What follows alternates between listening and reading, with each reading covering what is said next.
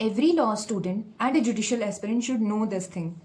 नमस्ते दोस्तों, आज इस वीडियो में हम बात करने वाले हैं एक बहुत ही इंपॉर्टेंट अपडेट के बारे में जो कि सभी lawyers, law students and judicial aspirants के लिए जानना बहुत जरूरी है। वैसे तो आप सबको इस अपडेट के बारे में अब तक पता चल गया होगा। यह सुप्रीम कोर्ट का नया 3 ईयर प्रैक्टिस रूल जो अब से अप्लाई होगा जुडिशियल सर्विसेज एग्जाम्स में।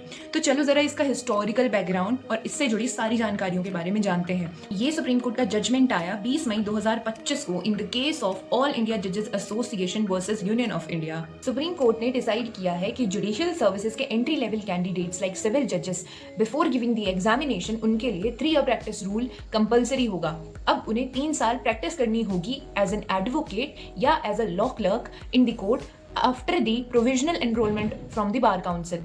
ये रूल सबसे पहले 1993 में आया था।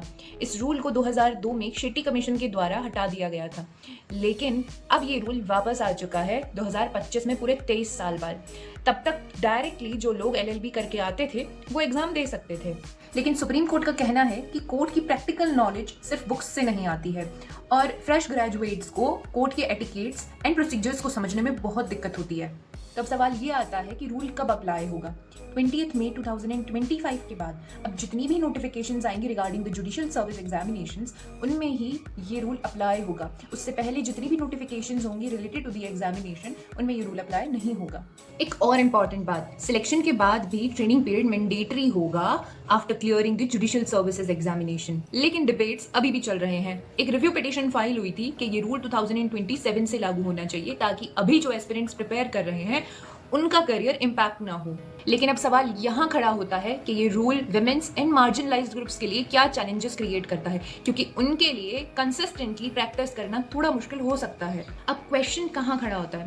क्वेश्चन यहाँ खड़ा होता है कि किस तरीके से लॉ स्टूडेंट्स को 3 साल तक वेट करना पड़ेगा आफ्टर क्लियरिंग 5 ईयर कोर्स और 3 year LLB course, and after that you have to wait for 7 or 8 years.